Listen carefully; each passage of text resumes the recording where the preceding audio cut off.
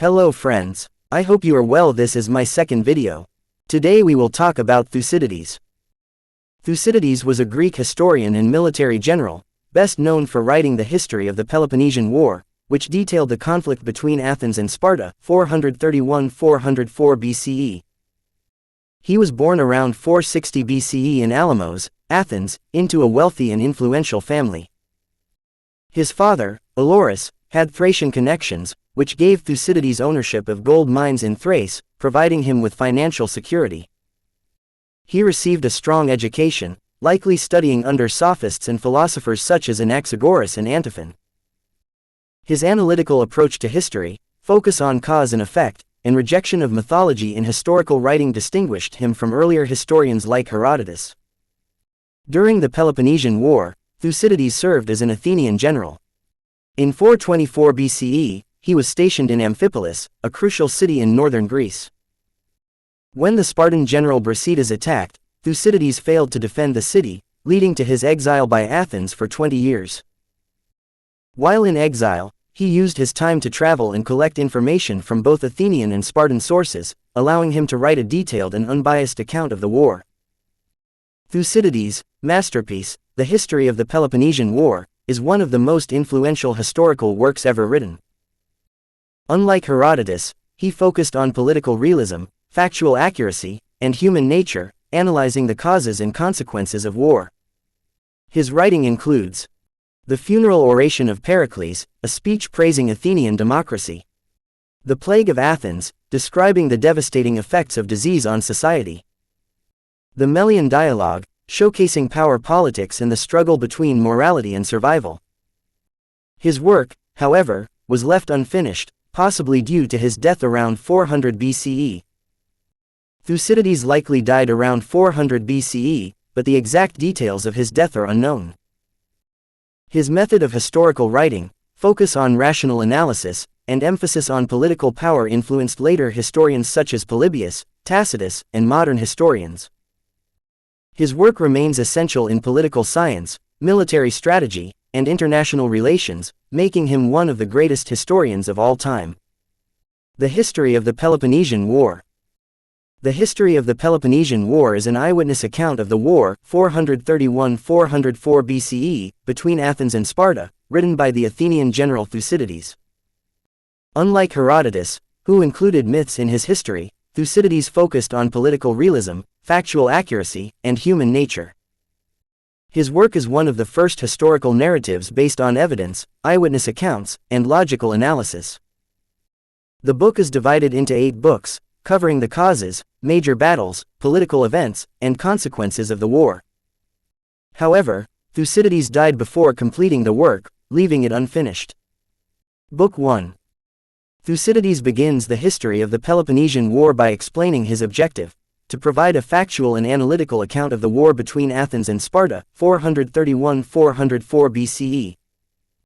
Unlike Herodotus, who included myths and divine interventions, Thucydides focuses on political realism and the true causes of war. He argues that the Peloponnesian War was the greatest conflict in Greek history, surpassing even the Trojan War and the Persian Wars. He believes his work will serve as a possession for all time, meaning future generations can learn from it about war, politics, and human nature. Thucydides then examines the deeper causes of the war. The rivalry between Athens and Sparta intensified after the Greco-Persian Wars, when Athens emerged as a dominant naval power and formed the Delian League. Over time, Athens transformed this alliance into an empire, controlling many Greek city-states and demanding tributes. Sparta, leading the Peloponnesian League, feared Athenian expansion and increasing influence over Greek politics. This growing power struggle between the two city-states made war inevitable. The immediate events that triggered the war included several diplomatic and military conflicts. The Corcyra Affair, 433 BCE, saw Athens ally with Corcyra, a naval power in conflict with Corinth, a Spartan ally, escalating tensions. The Potidaea Revolt, 432 BCE, led to Athens besieging Potidaea, a Corinthian colony, which further angered Sparta. The Megarian Decree, 432 BCE, in which Athens banned Megara, a Spartan ally, from trading within its empire, severely harmed Megara's economy and was viewed as an act of aggression. These events pushed Sparta and its allies toward war. A key moment in Book 1 is the Spartan assembly debate on whether to go to war. Corinth accuses Athens of being imperialistic and warns that if Sparta does not act, Athens will dominate Greece. The Athenians respond by defending their empire, arguing that their power is necessary for stability and that Sparta would act similarly if given the chance. King Archidamus of Sparta urges caution, advising that war with Athens will be difficult and that Sparta should prepare first. Despite his warnings, Sparta, under pressure from its allies, votes for war. Thucydides provides a deeper analysis of the war's causes, stating that wars are driven by fear, honor, and self-interest, rather than justice or morality. He argues that the real cause of the war was Sparta's fear of Athenian expansion, rather than specific disputes. He also highlights how alliances, economic ambitions, and political rivalries shape history more than ideals. Book 1 ends with the official outbreak of the Peloponnesian War in 431 BCE, marking the beginning of a long and devastating conflict. Through this first book, Thucydides establishes key themes such as the nature of power, the fragility of alliances, and the inevitability of war between rising and established powers. Book 2. Book 2 of the history of the Peloponnesian War covers the first years of the war, 431–428 BCE, and focuses on Spartan invasions of Attica, Athenian naval strategy, the plague of Athens, and Pericles' leadership. It highlights the initial phase of the conflict, known as the Archidamian War, 431–421 BCE, named after Spartan king Archidamus II. The war begins with Sparta and its allies invading Attica, the region around Athens. The Spartans, led by King Archidamus II, destroy crops and villages, hoping to draw the Athenians into battle. However, Pericles, the Athenian leader, refuses to engage in open land warfare and instead follows a defensive strategy. He orders the Athenians to stay inside the city walls and rely on their powerful navy to attack the Peloponnesian coastline and supply the city with food through the port of Piraeus. Thucydides describes how this strategy frustrates the Spartans, who lack the siege technology to break Athens' walls. Meanwhile, the Athenians use their superior naval power to raid Spartan territories and allies, causing widespread damage. Despite the destruction in Attica, Athens remains confident due to its naval dominance. After the first year of war, Pericles delivers a famous funeral oration, honoring Athenian soldiers who died in battle. In this speech, Pericles praises Athenian democracy, freedom, and superiority over Sparta. He describes Athens as a model city with an open society, respect for laws, and a strong navy. He encourages Athenians to stay united and proud, despite the hardships of war. This speech is one of the most celebrated passages in Thucydides' work, reflecting Athenian ideals and patriotism. In the second year of the war, a devastating plague breaks out in Athens, killing nearly one-third of the population, including Pericles. Thucydides gives a detailed, eyewitness account of the plague, describing its symptoms, rapid spread, and the breakdown of social order. The disease weakens Athens morally, politically, and militarily, leaving it vulnerable. With Pericles dead, Athens suffers from political instability, and new leaders, like Cleon, take a more aggressive stance against Sparta. However, the loss of so many soldiers and citizens weakens Athenian strength, leading to internal unrest. While Athens suffers from the plague, the war continues. Sparta and Thebes besiege Plataea, an Athenian ally. The defenders hold out bravely, but after a prolonged siege, the city surrenders in 427 BCE, and the Spartans execute the surviving Plataeans. This event shows Sparta's harsh treatment of Athens' allies and the brutality of the war. Despite the plague, Athens achieves a major naval victory at Naupactus, led by the Athenian commander Phormio. This battle reaffirms Athenian naval superiority, but the war remains far from over. Book 2 illustrates Athens' early resilience despite setbacks. Thucydides highlights Pericles' leadership and vision, the strength of Athenian democracy, and the impact of disease on war. However, the loss of Pericles and the devastation caused by the plague create significant internal challenges for Athens, setting the stage for more intense conflict in the following years. Book 3. Book 3 covers the events of 428 to 425 BCE, focusing on revolts, political struggles, and the brutal realities of war.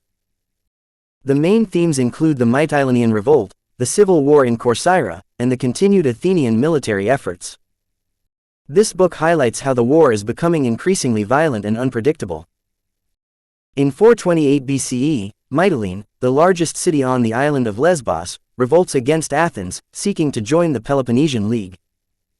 Mytilene had been an autonomous ally of Athens, but fearing Athenian control, it seeks Spartan assistance. However, Sparta delays sending aid, and by 427 BCE, the Athenians, led by Paches, suppress the revolt and retake Mytilene. After the victory, the Athenian assembly debates how to punish the Mytileneans. Initially, under the influence of Cleon, a radical leader, they vote to execute all Mytilenean men and enslave the women and children. However, the next day, Diodotus, a more moderate statesman, argues for a less severe punishment, claiming that harsh penalties discourage future surrenders. The assembly reverses its decision, and only the Mytilenean leaders are executed, while the city is spared.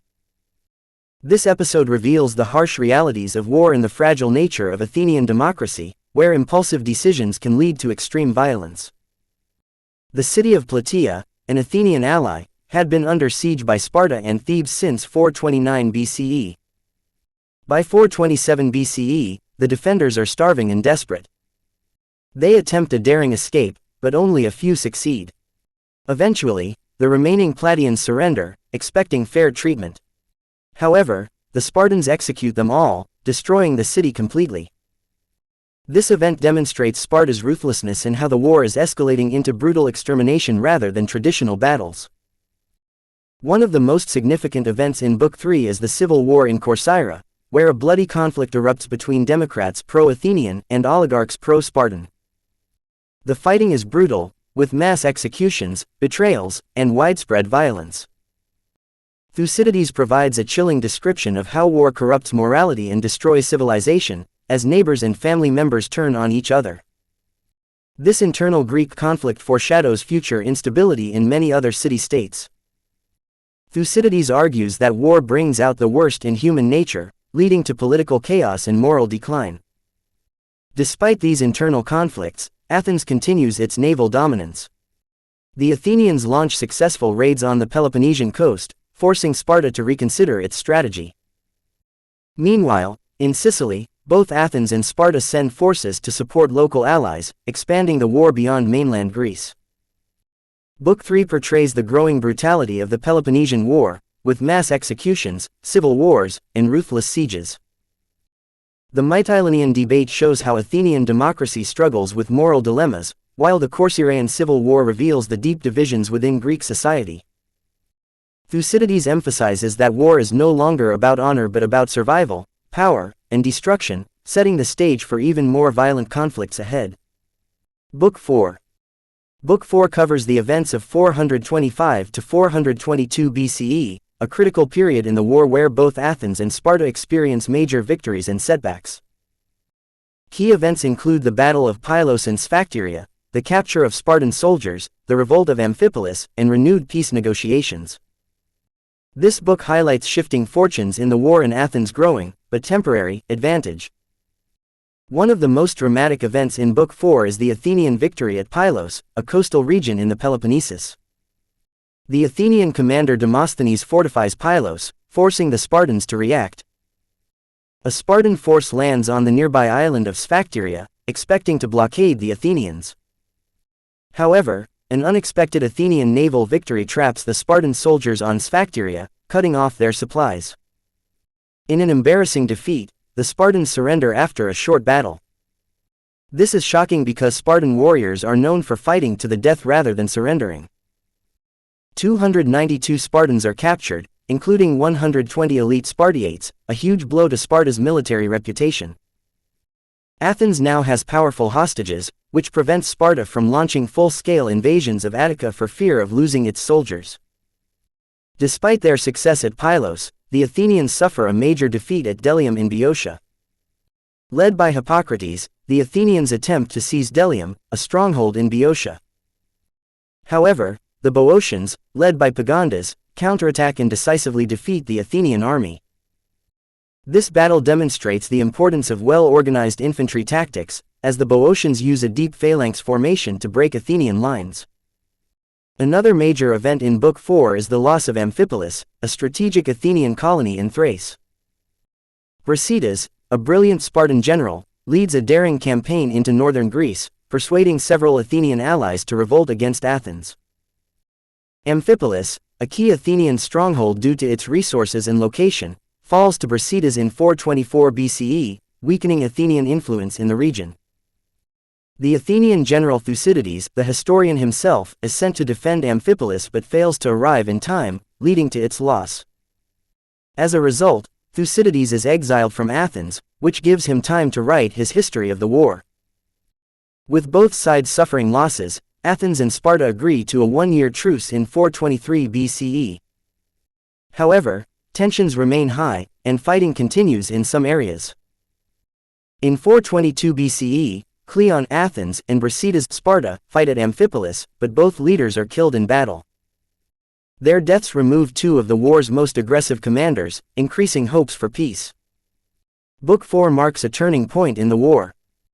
Athens gains a temporary advantage with its victory at Pylos and Sphacteria, while Sparta regains momentum with victories at Delium and Amphipolis. The capture of Spartan soldiers gives Athens leverage, but the loss of Amphipolis weakens its control in the north. Book 5. Book 5 covers the events from 421 to 415 BCE, a period marked by temporary peace, renewed conflict, and growing Athenian aggression. The most famous part of this book is the Melian dialogue, which illustrates Thucydides' view of power politics. The key events include the Peace of Nisches, the breakdown of the truce, and the Athenian conquest of Melos. After years of intense fighting, both Athens and Sparta seek peace. With Cleon, Athenian leader, and Brasidas, Spartan general, dead, the war's most aggressive figures are gone, making negotiations easier. The result is the Peace of Nisches, named after the Athenian general Nisches, who advocates for peace. This treaty is supposed to last 50 years and restores many captured territories.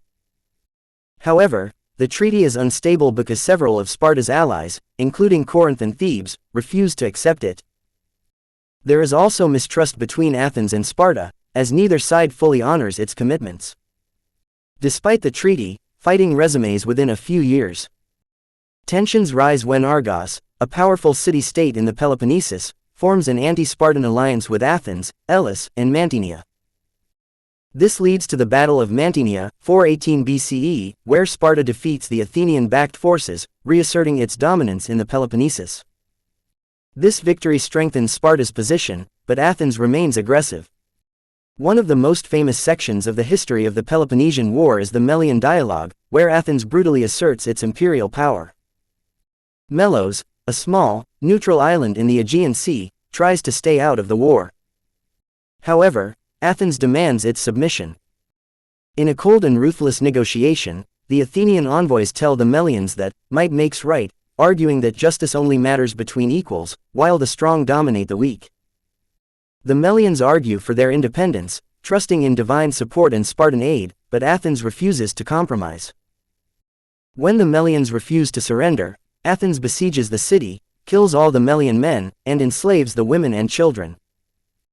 This event demonstrates Athenian imperialism and the brutal realities of power politics, reinforcing Thucydides' theme that war is driven by self-interest, not morality. Book 5 highlights the failure of peace and the growing ruthlessness of the war. The Peace of Nisches is ineffective, and Athens continues its aggressive expansion, as seen in the destruction of Melos.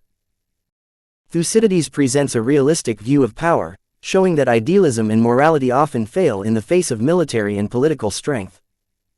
Book 6. Book 6 covers the events of 415 to 413 BCE, focusing on Athens' ambitious and disastrous Sicilian expedition. Athens, under the leadership of Alcibiades, Nicias, and Lamachus, launches an invasion of Sicily, believing it will expand Athenian power. However, internal conflicts, poor planning, and fierce Sicilian resistance lead to one of the greatest military disasters in Athenian history. The book begins with a heated debate in Athens over whether to invade Sicily, particularly the powerful city of Syracuse, a Spartan ally. Alcibiades, a young and ambitious general, argues in favor of the expedition. He claims that conquering Sicily will bring wealth, expand the Athenian Empire, and weaken Sparta. Nicias, an older and more cautious leader, strongly opposes the plan. He warns that Sicily is too large, the enemy too strong, and Athens too overextended. He also fears that Sparta might take advantage of Athenian forces being away. The Athenian assembly, excited by Alcibiades' vision, votes in favor of the expedition. However, Nicias, hoping to discourage them, suggests sending a much larger force, but this backfires, as the Athenians approve the massive expedition. Before the fleet departs, mysterious acts of vandalism occur in Athens. The Hermes, sacred statues of the god Hermes, are mutilated. This creates panic, as it is seen as a bad omen and an attack on democracy. Alcibiades is accused of involvement in this sacrilegious act and is called back to Athens for trial. Fearing for his life, he defects to Sparta, betraying Athens. His absence deprives the expedition of its most ambitious leader. Despite losing Alcibiades, Nicias and Lamachus lead the Athenian fleet to Sicily. They initially achieve some success, securing allies and launching attacks around Syracuse. However, disagreements between Nicias and Lamachus weaken their effectiveness. Realizing the threat to Syracuse, Sparta sends General Gylippus to aid the Syracusans. Gylippus fortifies the city and reorganizes the defense, turning the tide against Athens. Meanwhile, Alcibiades, now advising Sparta, encourages them to invade Attica, forcing Athens to fight on multiple fronts. The Athenians, now facing a stronger enemy, hesitate under Nicias' cautious leadership. Despite having a large army, Nicias delays critical attacks, allowing Syracuse and Sparta to strengthen their position. The situation worsens when Lamachus is killed in battle, leaving Nicias as the sole commander. Ill and exhausted, Nicias repeatedly asks Athens for reinforcements, but his requests are delayed. Book 6 sets the stage for Athens' greatest military disaster. Thucydides presents the Sicilian expedition as a story of ambition, betrayal, and poor leadership. While Athens begins the campaign with high hopes, internal conflicts, the loss of Alcibiades, and the arrival of Spartan reinforcements push the expedition toward failure. Book 7. Book 7 focuses on the final phase of the Sicilian expedition, 413 BCE, and describes Athens' complete military disaster in Sicily. It is one of the most dramatic parts of the history of the Peloponnesian War, showing the horrors of war, poor leadership, and the devastating consequences of overambition. After Athens' defeat in Sicily, Sparta takes advantage of its weakness. Following Alcibiades' advice, the Spartans fortify Deceleia, a strategic location near Athens. This allows them to cut off Athenian supplies, encourage revolts among Athenian allies, and constantly harass the city. This blockade worsens Athens' economic and military situation, making it harder for them to recover from their Sicilian losses. Meanwhile, in Sicily, the Athenians, led by Nicias, are trapped outside Syracuse. The Syracusans, with help from Spartan general Gylippus, strengthen their defenses and build counter walls, preventing the Athenians from completing their siege. Despite his illness, Nicias refuses to retreat, hoping for reinforcements. Athens sends Demosthenes and Eurymedon with more troops, but the situation is already desperate. Demosthenes, seeing that time is running out, launches a night attack on the Syracusan walls. However, the plan fails disastrously. The Athenians get lost in the dark, fall into traps, and suffer heavy casualties. After this failure, Demosthenes advises an immediate retreat, but Nicias hesitates, believing the enemy is also weak. This delay proves to be a fatal mistake. The Syracusans, now stronger and more confident, trap the Athenian fleet in the great harbor of Syracuse. The final naval battle is chaotic. Athens loses nearly all its ships, and many soldiers drown while trying to escape. With no ships left, the only option is a land retreat, but the Athenians are exhausted, demoralized, and surrounded. The Athenians attempt to flee inland, splitting into two groups led by Nicias and Demosthenes. However, the Syracusans chase them down, cutting off their supplies and water. Nicias' army is later captured at the river Asinaris, where desperate Athenians drink muddy, blood-filled water before being slaughtered or captured. In the end, Both Nicias and Demosthenes are executed, despite Nicias' previous attempts to negotiate. The surviving Athenians are imprisoned in the stone quarries of Syracuse, where they suffer from starvation, disease, and extreme heat. Most die miserably, while a few are eventually sold as slaves. This marks the complete destruction of the Athenian force, one of the greatest military disasters in Greek history. Book 7 is a tragic turning point in the war. Athens' overconfidence, poor leadership, and internal delays lead to total disaster. The Sicilian expedition, meant to expand Athenian power, instead cripples Athens militarily and financially. This defeat shifts the balance of power in favor of Sparta, making Athens vulnerable to further attacks. The war is far from over, but the fall of the Sicilian expedition marks the beginning of Athens' downfall. Book 8.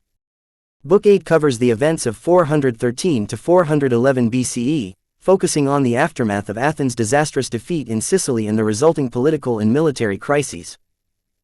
It highlights Sparta's growing naval power, Persian involvement in the war, internal struggles in Athens, and the rise of an oligarchic coup. Unlike the previous books, Book 8 ends abruptly, as Thucydides died before completing his history. Athens is in chaos after the complete destruction of its fleet and army in Sicily. The loss of thousands of soldiers, ships, and resources weakens its position in the war. Seeing Athens vulnerable, Sparta and its allies gain confidence and intensify their attacks. Meanwhile, Alcibiades, who had previously betrayed Athens and advised Sparta, now plays a key role in shifting the balance of power in the Aegean. Recognizing the importance of naval supremacy, Sparta seeks the support of Persia, which has the wealth to fund a strong fleet. Tissaphernes, the Persian satrap of Sardis, negotiates with Sparta, offering financial aid in exchange for Spartan recognition of Persian control over Ionia. The Spartans, led by Admiral Astyochus, begin to challenge Athenian naval dominance in the Aegean, with Persian support allowing them to recruit more sailors and build more ships. However, Alcibiades, now acting as an advisor to Tissaphernes, manipulates both sides, encouraging Persia to give limited support to Sparta while also secretly negotiating with pro-democratic Athenians. With Athens in crisis, a political struggle erupts between democrats and oligarchs. A group of wealthy and influential Athenians, led by Antiphon, Pisander, and Phrynichus, argue that Athens should abandon democracy in favor of an oligarchy, believing this will win Persian support and stabilize the city. In 411 BCE, the oligarchs stage a coup and establish the Council of 400, overthrowing the democratic government. This marks a radical shift in Athenian politics, as democracy is temporarily suspended. However, the new government is unpopular, and resistance soon emerges. While oligarchs seize power in Athens, the Athenian fleet at Samos remains loyal to democracy. The sailors and generals, including Thrasybulus, refuse to accept the coup and declare themselves the defenders of democratic Athens. At the same time, Alcibiades, now wanting to return to Athens, aligns with the democratic resistance. He convinces the Athenian fleet at Samos that he can secure Persian support, making him a key figure in Athenian politics once again. Despite its internal crisis, Athens continues to fight Sparta at sea. The Athenian fleet remains strong, and a major naval confrontation looms. However, Thucydides' account ends abruptly, as he died before finishing his work. Later historians tell us that the Council of 400 collapses, and democracy is partially restored, but the war remains undecided. Book 8 highlights Athens' greatest crisis, military defeat, political instability, and the growing power of Sparta and Persia. Thucydides shows how internal conflict and external pressure threaten Athens' survival, setting the stage for the final phase of the war. The book's unfinished nature leaves many questions unanswered, but it captures the fragility of Athenian democracy and the shifting dynamics of power in the Greek world. Thank you for watching. Please subscribe and press the bell icon.